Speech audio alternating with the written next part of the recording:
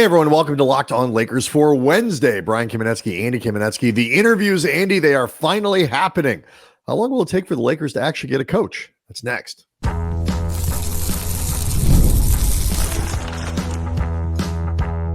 You are Locked On Lakers, your daily Los Angeles Lakers podcast, part of the Locked On Podcast Network, your team every day. Thanks to everybody for making Locked On Lakers your first listen of every day, Monday through Friday, no matter how or where you get your podcasts. It's always free and never behind a paywall. And Locked On Lakers on YouTube is where you can go hang out with over 24,000 subscribers, Andy, all of whom are wondering when the interview process, which has finally started, might actually yield some results. The Lakers, as we will discuss, they've spoken to some coaches. They're going to speak to a few more. But they are also going to take their time. Do want to let everybody know that today's episode is brought to you by Game Time. Download the Game Time app, create an account, use the code LOCKEDONNBA for $20 off your first purchase. Terms apply. So I think people are excited that the Lakers have finally started moving the rock on this whole coaching search. Yeah, per Shams and Jovan Buha from The Athletic, they have officially spoken with, like in a formal meeting / interview capacity, with JJ Redick, James Borrego, and Sam Cassell. There are still plans to meet with Micah, Nori, David Adelman, and Chris Quinn very soon. Consistent with all of the reporting leading up to whenever these official meetings have exactly taken place, it was a little bit vague, but JJ Redick seems to remain the clubhouse leader, and nothing has changed since speaking with him. If anything, it's actually grown even more like a seeming match. Quote from this report: the Lakers are infatuated with Redick's potential, according to league sources, viewing him as a Pat Riley-like coaching prospect who could both help the franchise in the short term and lead it for years. So that obviously, I mean, Pat Riley is a Lakers legend. Those are very, very big accolades to be throwing around. If you are talking about Pat Riley in the same sentence as JJ Redick, indeed, that is an infatuation. It's also a really interesting comparison because I don't know if, because, Riley took over the Lakers for the 81-82 season. Yep. And it 11 games. Right. It should be noted that he took over a championship team. And I don't, obviously Riley was, I think would have been successful in any situation. Like he was too good a coach over the course of his career to have, for like only been made by the fact that this happened to be a really good team. Excuse me. But that said, when you walk into a team with Norm Nixon and Magic Johnson and Jamal Wilkes and Kareem Abdul-Jabbar and Michael Cooper and so on and so on. Bob McAdoo. They had three future Hall of Famers in the starting lineup and two coming off the bench. They had won 54 games the season before, despite missing Magic for over half of the season. Like, the problem was that the players, and specifically Magic, despised Paul Westhead. The problem wasn't figuring out, well, I guess the problem was figuring out what to do with the roster, because Paul Westhead liked to do very strange things with the roster. But to everybody but Paul Westhead, what to do with this roster was very obvious. Play like you did a season before when you won a championship. Right. And, you had a Magic Johnson who was certainly sensitive to the idea that he got Westhead fired, and was motivated to deliver for whomever the next coach was going to be. And so, I get what they're getting at with the, guy who was a broadcaster, guy with very little coaching experience, all that stuff, steps in and becomes, a very successful leader on a very good team, because that's a different deal than taking over a rebuilding thing where you got lots of young players and you're building it up and you have a lot of time to learn on the job. And I understand what they're getting at here. There's also an implication, to some degree at least, whether intentional or not, that when you start to compare context, that the Lakers roster now is somewhat comparable, that you're taking over a situation that is Riley-esque in that way. And that's the part where, because we don't know how good somebody's going to hire JJ Redick at some point, and we don't know how good of a coach he's going to be. What we do know is that the roster of the 1981-82 Los Angeles Lakers is a lot better than the roster of the 23-24 Lakers, and is probably going to be better than the 24-25 group. Yeah. I mean, this is,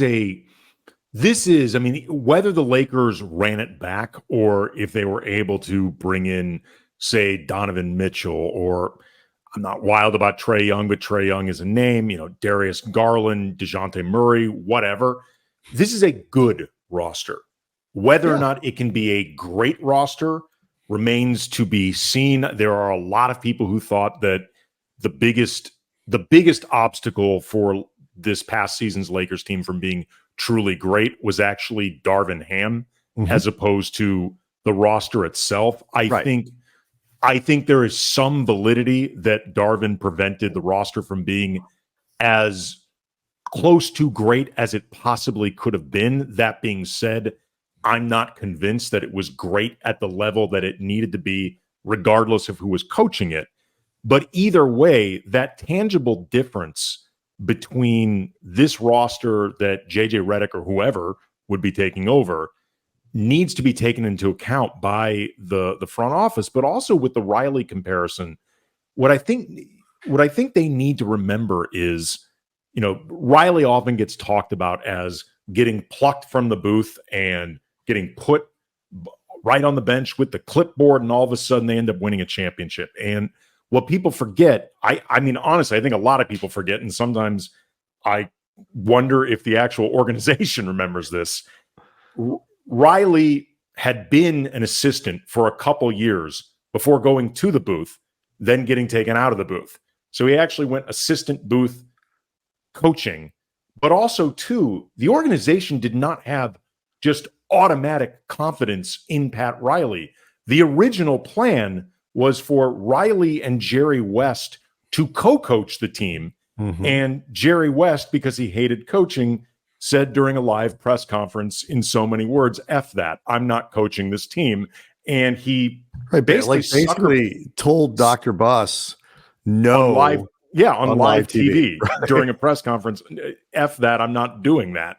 So Pat Riley, and look, Riley was well prepared. He clearly had the mind and the temperament and the connection power and all of that stuff. I mean, neither one of us would ever even attempt to try to disparage the inherent credentials of Pat Riley. My point is, the Lakers didn't even see that at the time, because they were, in the beginning, giving him essentially Jerry West in the form of a binky. Training so the point being, they need to remember, the organization, all of these different contextual elements that separate what Pat Riley stepped into and how he eventually stepped into that situation versus what, we'll say JJ Redick, because this is where the comp comes from, JJ Redick would be stepping into, even acknowledging Redick may damn well be a really good coach. It's one of these deals where it's hard to know exactly what the Riley comparison is meant to evoke. Which parts of it, like you said, great hair, and they both have good hair. Like, JJ Redick's got a phenomenal head of hair. I mean, Pat Riley was the inspiration for the Kurt Russell character in the movie Tequila Sunrise with Mel Gibson and Michelle Pfeiffer. The role was originally offered to Pat Riley. He turned it down, and Kurt Russell took his leftovers. That's how much of a god Pat Riley was. There is a weird sliding doors universe in which he took that role, and we wonder what happened. I'm just saying, Pat Riley was That dude was a G in his day, man. Yeah. Michael Douglas copied the hair for Wall Street too. I mean, like the man's hair is iconic. Yep. But like, we'll break here in a sec, but like, because I want to get into this Redick thing. It was some of the stuff that I know you and Harrison talked about with LeBron. But, maybe the Lakers forgot some of the stuff. But when you say Pat Riley, it evokes certain things. It evokes obviously excellence. And I think that's the part they're really leaning into. It evokes, guy without a lot of coaching experience who is very successful. That's Pat Riley is the ultimate, aspirational level for that. But it also evokes guy who won quickly, guy who won with stars quickly. And that's the part where you have to start comparing rosters, and it doesn't totally pan out. Like I said, there is a dynamic at play here with this whole LeBron, JJ Redick, Lakers front office thing, which I find amazing. I want to get into it next. Locked on Lakers is brought to you by Game Time. When I was around 12 years old, the Police, they were probably the biggest band in the world, and they were on the Synchronicity tour. It was an incredibly hard ticket to get. Yep. Tried, couldn't get seats. And, as the time, I'm like, no big deal. Like, I'll just catch the next Police tour. But they broke up. I eventually saw Sting, and he was great, but it's not the same thing. And I learned after that experience, when it comes to a concert or any live event that I want to see, Carpe Diem, don't miss out. And that's why I love Game Time. It's a fast and easy way to buy tickets for all the sports, music, comedy shows, and theater near you with killer deals on last-minute tickets and the best price guarantee. You can stop stressing over the tickets. Start getting hyped for the fun. They've got flash deals that help you save even more with exclusive in-app deals on select seats ahead of the game or the event. The Game Time guarantee means you always get the best price. If you find tickets in the same section or row for less, Game Time credits you 110% of the difference. It is the fastest growing ticketing app in this country for a reason. Snag the tickets without the stress using Game Time. Download the Game Time app, create an account, use the code LOCKEDONNBA for $20 off your first purchase.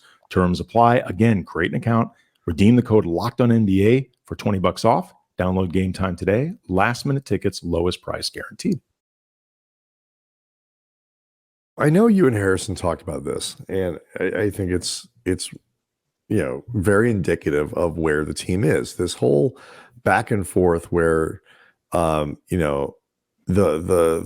leaks simultaneously talk about how much the Lakers love JJ Redick, and also simultaneously seem to want to pin the idea of hiring JJ Redick on LeBron, just in case. And LeBron clearly thinks that JJ Redick is a good candidate, because if he didn't, JJ Redick wouldn't be being interviewed. Like, the notion that that the Lakers are going to hire a coach that LeBron and AD, and we haven't had a chance to talk about how all the reports really put AD at the center. This is why James Borrego is being interviewed. It was interviewed is because he has a connection to Davis, not because of LeBron. And how much of this coaching search is really centered around AD, and we can get back into that. But I think this dynamic where then LeBron basically comes flat out and says, through Rich Paul directly quoted, like, don't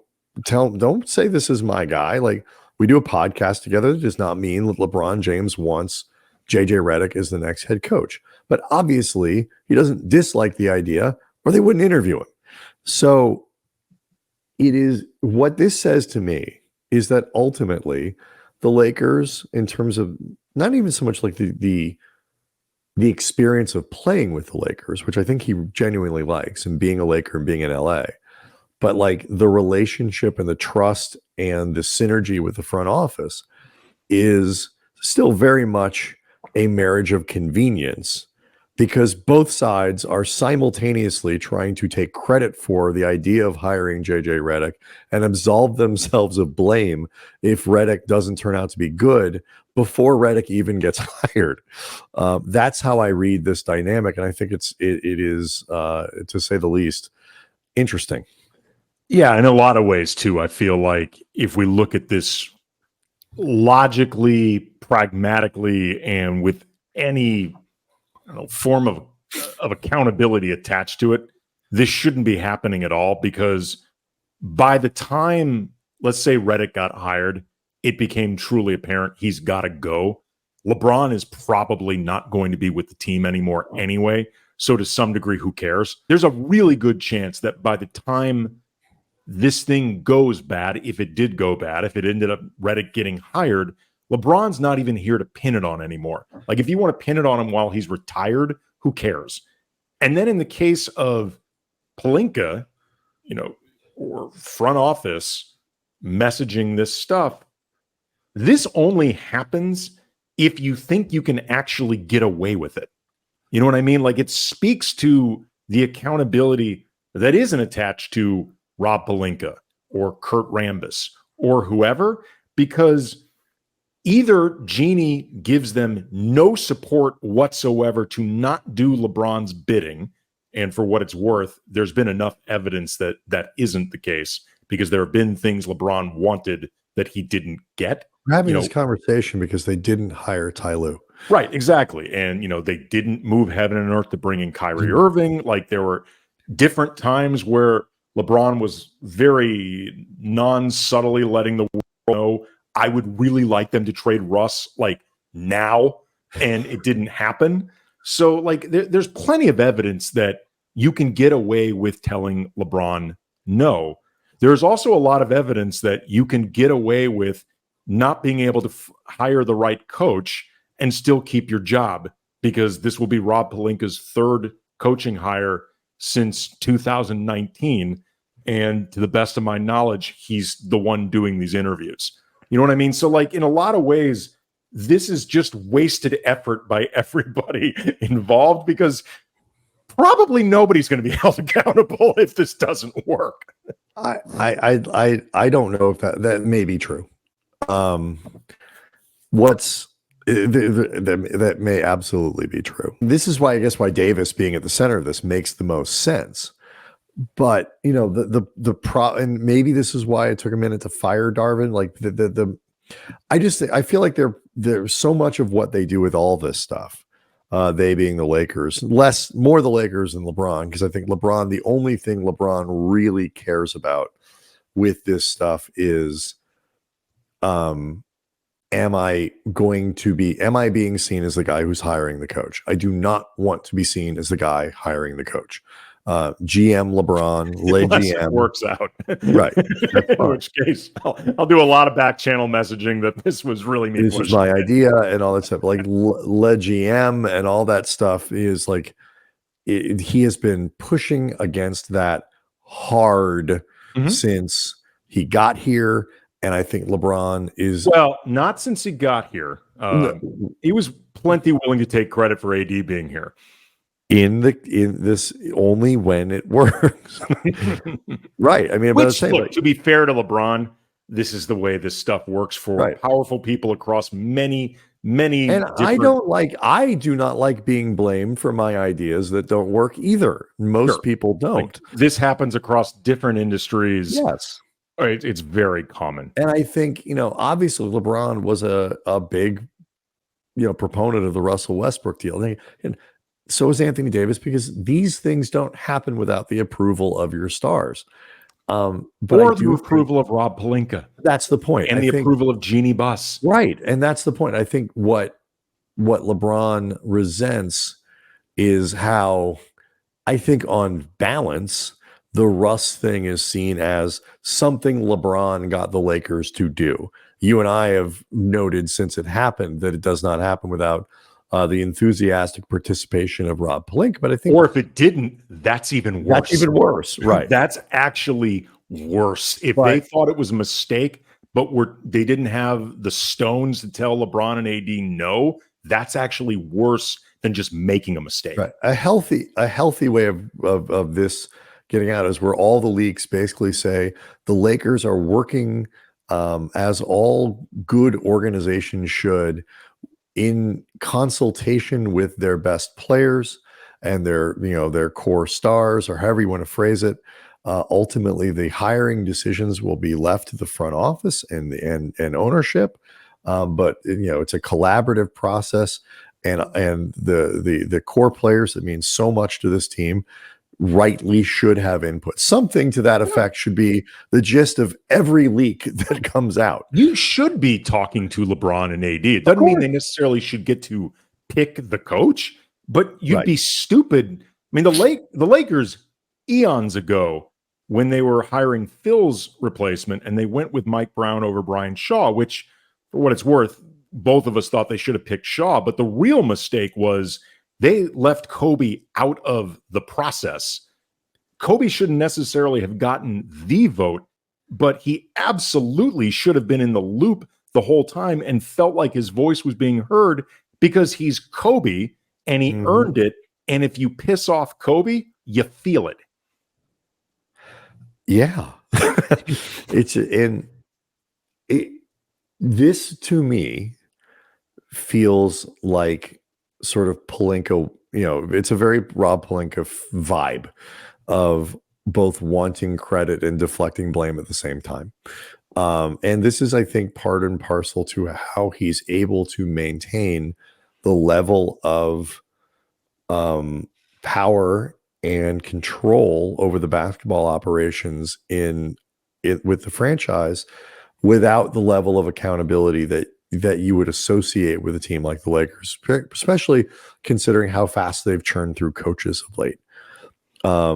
He's very good at this sort of thing, or at least in terms of the audience that matters, which is Jeannie.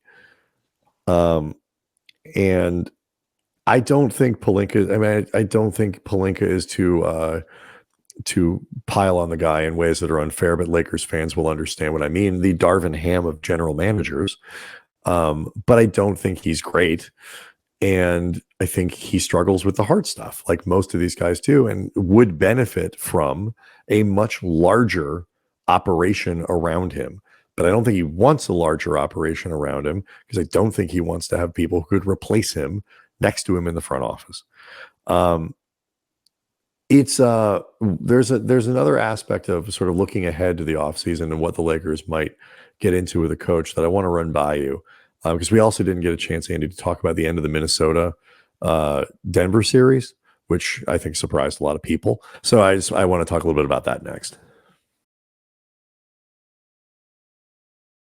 Locked On Lakers is brought to you by BetterHelp. We sometimes need the opportunity to get things off our chest, like big things, small things. They can start to get to you, eat at you, and it's important to let that stuff out, have an avenue to speak with somebody who is unbiased. And, you try to find outlets. We do this show, Locked On Lakers, that we hope is a nice escape from real life for our listeners, for our viewers. You love the Lakers. I love the Lakers. There can be a stress release thinking about this team, good or bad. But I don't care how much you bleed purple and gold. We all know there are more pressing issues in life. And again, it can be really important to have a proper forum, a useful forum for getting those things off our chests. And I know for me and my family during a really difficult period, it was huge to speak with a professional in therapy. And if you are thinking about starting therapy, give BetterHelp a try. It's entirely online, designed to be flexible, suited to your schedule. Visit BetterHelp.com/LockedOnNBA to get 10% off your first month. That's BetterHelp, HELP.com/LockedOnNBA. Once Denver, like most people, once Denver came back and tied that series at 2-2, I thought they were going to win. I mean, I assume you were the same. We didn't really talk about it. If I had to bet on it, I would have bet on Denver just because they were the more experienced team with home court advantage. Mm-hmm. Exactly. But I was not counting out Minnesota just because they've been A, really good in these playoffs, and B, they've had success against Denver this year, and I think match up well against Denver. Right. And they were the healthier of the two teams. So I had not counted out Minnesota. But if I had to put money on it, I would have put money on Denver. So, I remember when there's a beyond the whole, like, as a fan, who do you want to win? Like, I always think it's better when the team that beats you goes on and wins a title. There was a certain, like, easiness to looking at what now? If Denver wins again, Denver beats Minnesota, they go to the finals. You can look at everything you need to do in the offseason through the prism of Denver. Like you made the point about, looking. Don't make me laugh.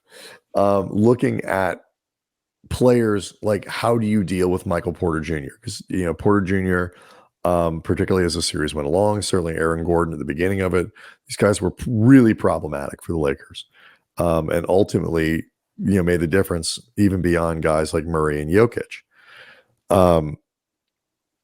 Once Denver loses, though, that goes away. And you can no longer be like, okay, how do we beat the Nuggets? Like to get to the Western Conference Finals, we got to beat the Nuggets. And how do we compare to them? How do we do this? How do we build a roster? That all this stuff. Now it's like, well, wait a minute. Oh, do we have to go through Minnesota? Well, wait a minute. Is the roster going to be something that we have to beat Dallas? And by the way, we should probably revisit both of our thoughts on the Kyrie thing at some point this offseason. I could see an argument that this makes things easier for the Lakers because they no longer have to just look at Denver and I could see how it makes it harder. Like, who do you compare yourself to? What kind of roster do you try to assemble since you're not sure who the dominant team in the Western Conference is going to be over the next couple of years? I'm wondering how you think about that because it's really hard to project. Like Denver could absolutely win again next year. Like they're that good. It's hard to repeat. They get real tired. Minnesota's ascending, Memphis is ascending, Oklahoma City is ascending, Houston is ascending. Like, what do you do if you're the Lakers looking at trying to construct something that sets you up to take this level of competition? Honestly, I don't know because I think the issue is twofold. I think one is the matchups. And to some degree, I think you have to just think about broadly how you may match up well against the entire West, because with the West being, I think, fairly wide open, if for no other reason than there are a lot of good teams. And we've already seen Denver get taken out. And look, if you think about the biggest problem area for the Lakers, specifically in the series they got eliminated in, it was the Michael Porter Jr. matchup. Michael Porter Jr. may very well not be on Denver next year because they're starting to get into some economic decisions. And there's a lot of speculation that they may try to get around them by moving Porter. So if you plan too much for how do you offset that one thing that killed us, you may be overcorrecting for a problem that is all of a sudden in the Eastern Conference. You know what I mean? So like, I think broadly you think about, Denver, really big team, Minnesota, really big team, some of these other teams, super athletic. How do you find the best version of yourselves to combat that and also play into what you think your biggest strengths are? And for what it's worth, I think the Lakers often play at their best when they are biggest, most physical, and most athletic. The other issue, though, and this is something I've talked about a lot, that I think is going to be one of the biggest problems for the Lakers in the LeBron era, is the West is so difficult that the pacing of yourself, if you're LeBron, that has become necessary for him to get through the season and be the best version of himself in the playoffs, becomes very problematic when it comes to trying to build into the best version of yourself throughout the 82 games, because that's where you put in the reps. That's where you build the habits. That's where, despite what a lot of what we hear about the Lakers, and we only play for championships, the regular season actually does matter. But also, too, you want to try to put yourself in the best position possible entering the playoffs when it comes to your seed. Like the idea of just you drop LeBron into the playoffs and it doesn't matter, them days are long since gone. They don't exist anymore.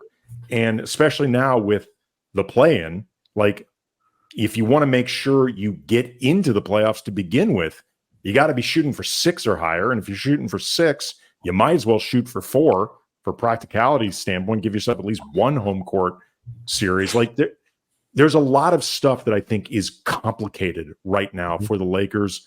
in building a roster that is specific to LeBron, as high of a level that LeBron is still playing at, and with all respect and acknowledgement that it's unprecedented what he's doing. It's unprecedented, but it's really complicated. And that's a difficult needle to thread. I mean, it makes it, by the way, really quick, where I can see, the argument for grabbing a third star, and I can see an argument for as much depth as possible, like specifically because of the LeBron factor. I think ultimately this probably helps the Lakers just because they don't have the flexibility to sort of make something really, really targeted, like trying to build a roster specifically targeted to take down one team. I don't think they have the resources for that. I think they have to just decide what is the best, like, because of all the complicating factors you're talking about. I think they just have to decide what is the best team we can possibly construct out of the things that we've got. And like you say, the matchups are going to change a little bit because Denver is going to have something a little different next year. And, Memphis is going to look a little bit like, you can't exactly anticipate everything that's going to be there when the new season rolls around.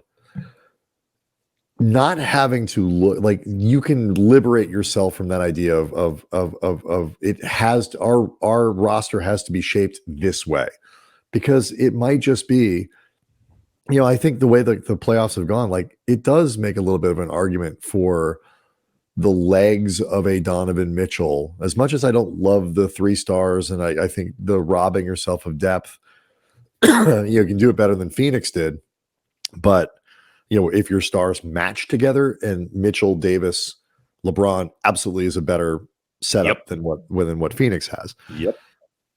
Like that guy you can create and make his own shot. Like, it's gotten so hard to score in the playoffs, but they also need to build a better defense.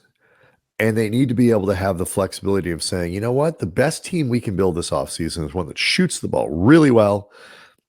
And, we're going to have to run a little bit, and we're going to be a little undersized, but we're going to have great depth in the back, whatever it is. We're going to have great size up front, and we're going to lose a little shooting. Like, this is the best thing that we can do to protect LeBron, to do it. And this is how it's going to have to be.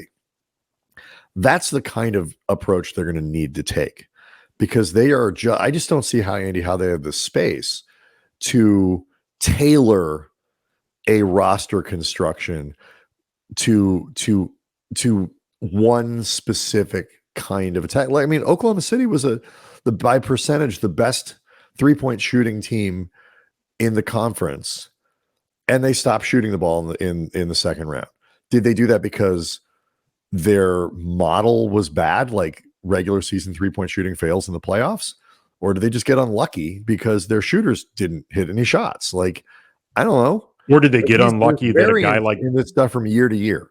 Look, did they get unlucky because a guy like Derrick Jones Jr., who is not really a 3-point shooter, got extremely hot? Did they get fortunate that someone like PJ Washington, who's been a solid 3-point shooter, but was coming off a bad 3-point shooting season in Dallas, got really hot at the right time? Like, they managed to get by despite Luka not always being himself, and Kyrie often exploding in certain quarters and being really, really quiet in others. So these things can be unpredictable. Denver lost because Porter Jr., who was incredible against the Lakers, was a lot less incredible against Minnesota. Now, some of that's because Minnesota's a much better team defensively than the Lakers are, but some of that's just, ebb and flow, of how this stuff goes. And so I hope that's the lesson they take.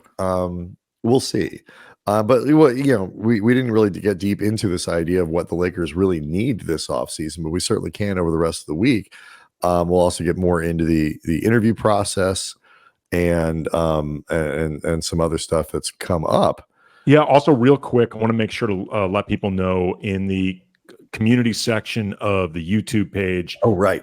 We left a mailbag call. Leave your questions there. We are going to start incorporating them regularly into the show.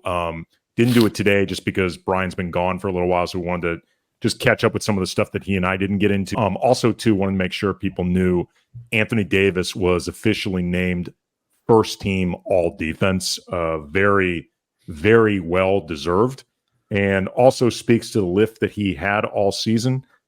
Not a single other Laker got even a vote. Maybe that changes if Jared Vanderbilt had been healthy more this season, or I guess Gabe Vincent had been healthier this season, but it was Anthony Davis, first team all defense, rest of the team, not a single vote. So hats off to the work he did this year. All right. Well, Locked On Lakers on YouTube is where over 24,000 subscribers are hanging out, and you can leave these mailbag questions. We will be back tomorrow, and we'll see everyone then.